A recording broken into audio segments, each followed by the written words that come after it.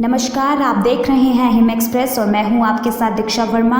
स्वागत है आप सभी का हिम एक्सप्रेस के खास कार्यक्रम एक्सप्रेस बुलेटिन में, जहां हम आपको बताते हैं हिमाचल के साथ साथ देश व दुनिया की तमाम खबरें। तो सबसे पहले शुरुआत करते हैं हेडलाइंस के साथ। हिमाचल प्रदेश में वैक्सीन इन वेटिंग, 18 से 44 साल वालों को अभी करना होगा इंतजार। कोरोना से लड़ने के इंतजामों को लेकर बाली का जयराम सरकार पर बड़ा हमला। कहा, अगर सुविधाएं ही नहीं होंगी तो इलाज कैसे होगा। नाबार्ड के नियम तोड़ने पर सहकारी बैंक पर 40 लाख रुपए का जुर्माना। 10 मई तक शिक्षण संस्थान बंद। शादी में शामिल होंगे सिर्फ 20 लोग। धाम देने पर भी लगेगा पूर्ण प्रतिबंध। पहली से 8वीं कक्षा के सिर्फ 26% विद्यार्थियों को मिला A ग्रेड। सरकारी स्कूलों में भी शुरू होंगी लाइव कक्षाएं। ICT लैब से पढ़ाएंगे शिक्षक। प्रदेश के मुख्य सचिव की अध्यक्षता में सुलझेंगे अब शिक्षकों के मामले। हिमाचल में रिकॉर्ड 37 कोरोना संक्रमितों की मौत, 2521 नए पॉजिटिव केस। कोरोना संकट में बिजली दरें न बढ़ाने की वकालत। विद्युत नियामक आयोग ने की ऑनलाइन जन सुनवाई। कॉलेजों में प्रथम और द्वितीय वर्ष के विद्यार्थियों को प्रमोट करने की तैयारी। हिमाचल में कोरोना मृतक का शव कचरे की गाड़ी में शमशान पहुंचा। असंवेदनशीलता का झकझोर करने वाला चेहरा आया सामने। कोरोना काल में बिना अनुमति हिमाचल पहुंचा चीनी नागरिक दोषी करार। 10 महीने की कैद और जुर्माना लगाया गया। गुड़िया रेप और मर्डर केस के आरोपी को दोषी करार दिया गया। दिल्ली को ऑक्सीजन देने के रास्ते में आए नियम। गृह मंत्रालय की मंजूरी के बाद ही सरकार दिल्ली को देगी ऑक्सीजन। जयराम सरकार ने दिल्ली के लोगों की भावनाओं को किया आहत। दिल्ली हाईकोर्ट ने केंद्र से पूछा, महाराष्ट्र और मध्य प्रदेश को मांग से ज्यादा ऑक्सीजन तो दिल्ली को कम क्यों। कोरोना के खिलाफ लड़ाई में सेना क्या क्या कर रही है, आर्मी चीफ ने प्रधानमंत्री मोदी को दी सारी जानकारी।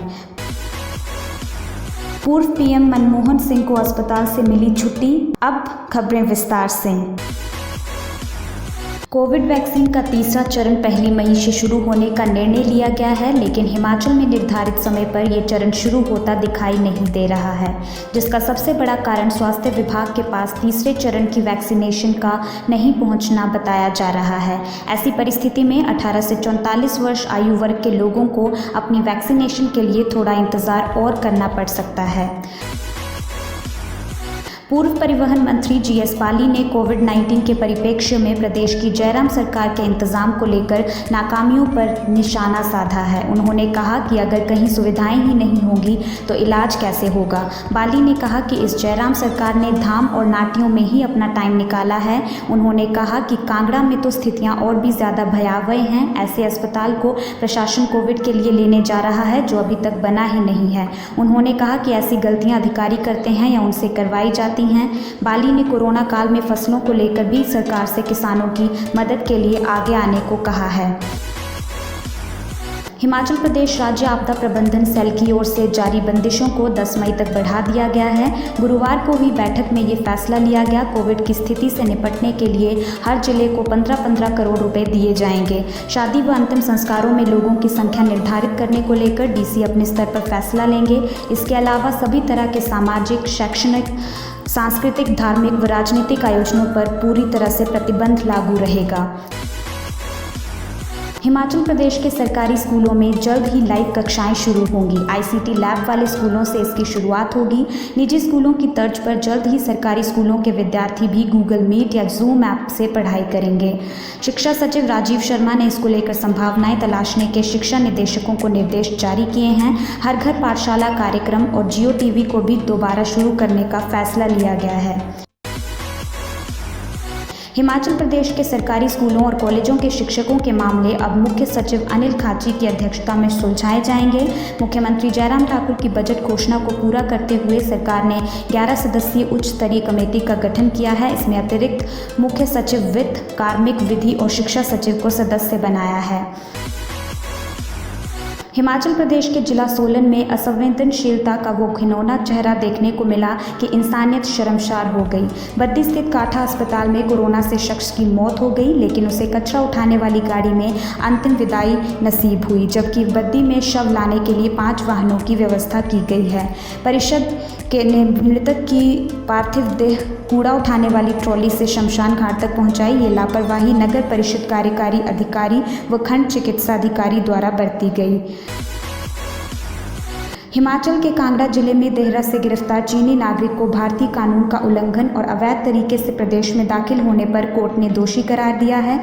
कोर्ट ने चीनी नागरिक को 10 महीने की कैद और 11,000 रुपये जुर्माने की सजा सुनाई है। एडिशनल जुडिशियल कोर्ट देहरा में मामले की सुनवाई हुई। जज शीतल शर्मा ने फैसला सुनाया। कोटखाई के बहुचर्चित गुड़िया रेप और मर्डर केस में आरोपी अनिल कुमार उर्फ नीलू को सीबीआई की कोर्ट ने दोषी करार दिया है। अब 11 मई को सज़ा पर चर्चा होगी। कोर्ट ने पाया है कि गुड़िया के शरीर पर जो बाइट्स मार्क थे वे आरोपी के ही थे। आरोपी ने पूरे होश हवास में अपराध को अंजाम दिया है। इसकी साइकोलॉजिकल रिपोर्ट भी बिल्कुल ठीक है।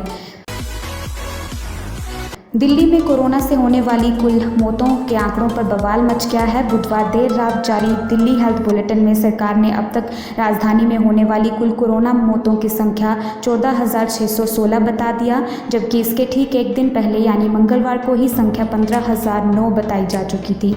मौतों के कुल आंकड़े बढ़ने की बजाय कम होने को लेकर सियासत शुरू हो गई। भाजपा ने आरोप लगाया है कि दिल्ली सरकार कोरोना से होने वाली मौतों का कुल आंकड़ा छिपा रही है। जयराम सरकार ने दिल्ली के लोगों की भावनाओं को आहत किया है। 2020 में जब कोरोना महामारी पीक पर थी तो आम आदमी पार्टी हिमाचल प्रदेश ने ऑक्सीमीटर अभियान के तहत घर घर जाकर लोगों की जांच की थी तथा जो लोग हॉस्पिटल पहुंचने में असमर्थ थे उन्हें अस्पताल पहुंचाया था। परंतु अब दिल्ली की आम आदमी पार्टी सरकार, दिल्ली के लोग जब गुहार लगा रहे हैं तो जयराम सरकार ने हामी भरकर धोखा दिया है। उनके लिए लोगों की जिंदगी से बढ़कर राजनीति लग रही है। देश में कोरोना वायरस की दूसरी लहर ने कोहराम मचा रखा है। कई दिनों से प्रतिदिन 3.5 लाख से अधिक कोरोना केस मिल रहे हैं। लगातार कोरोना मरीजों और कोविड से होने वाली मौतों में बढ़ोतरी ने दहशत पैदा कर दी है। महामारी के कहर से स्वास्थ्य व्यवस्था पूरी तरह लड़खड़ा गई है। अस्पताल ऑक्सीजन, दवाओं और चिकित्सा उपकरणों की कमी का सामना कर रहे हैं। संकट के समय में करीब 20 देश भारत की मदद को आगे आए हैं। देश में पिछले 24 घंटे में रिकॉर्ड 3.80 लाख के करीब नए कोरोना मरीज मिले हैं।